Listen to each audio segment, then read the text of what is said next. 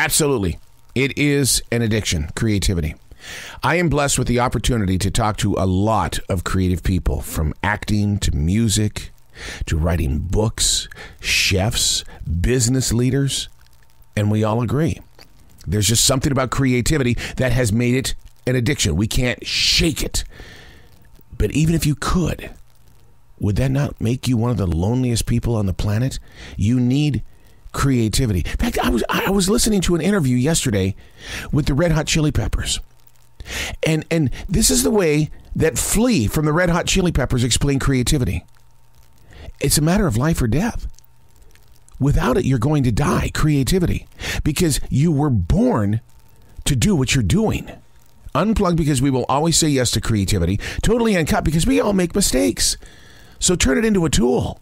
This is Arroe Unplugged. I live in a place in the world where pollen is a problem. It's springtime, and pollen is like everywhere. I mean, everything outside is stained, and I got to be honest with you, everything on the inside of me is stained because the pollen is everywhere. And I find that a reason to complain. I can't.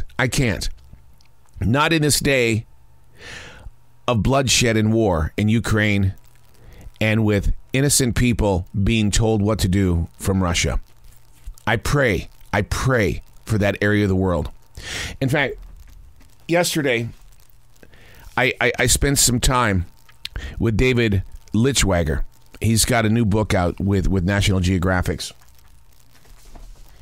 And we spoke about how things are changing in that part of the world, and how if we don't get over there as real people and document the presence of everything in the water, all the trees that remain on the ground, that we're going to miss a huge chapter in global history.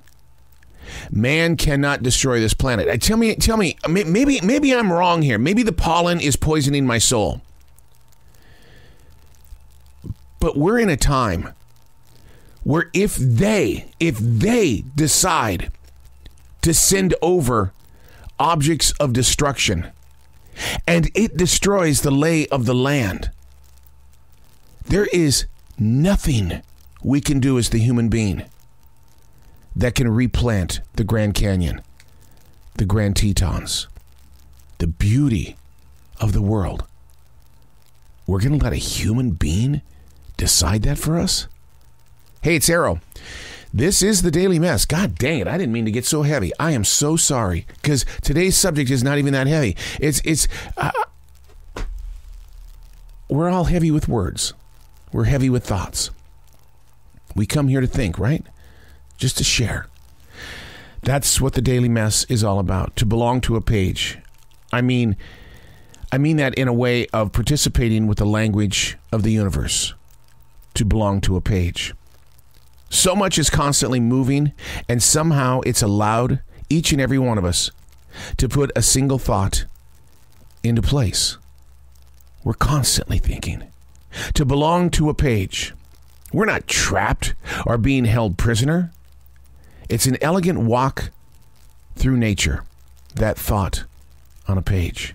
It may not look like a forest or a feature that is right there in the beauty of the Grand Canyon, but it does have the feeling of something that is so much bigger than you and I. To be present, to allow the presence of now to remain. To speak to a future reader. Do you ever put your concentration on that? Dear future reader, I'll never get to know you, for it is here that we place a single thought. To allow the seed to take root, to belong to a page. It's a relationship. It carries with it a sense of depth. For it is through words that each and every one of us are able to breathe. With it, we belong to each other. And you've got to be grateful for such a moment. I've always said, we are touched by the wind. To belong to a page. You may not write on a physical page. You may have a post-it note. You may text message people, send out emails. You may even have that note program, that app on your smartphone. But you can't tell me that you don't think, that you don't have thoughts that are constantly moving through you. You belong to the page. Now, what you do with your pages is ultimately your decision. But one of the things that I would like to plant inside your forest is that what you put on a page is actually a message for a future reader that you may never meet, who may not even be a member of your family, that one day they're going to come across it going, Jesus, oh my God. Oh, they took the time to put their thought on a page. I'm Arroe, and that's the Daily Mess.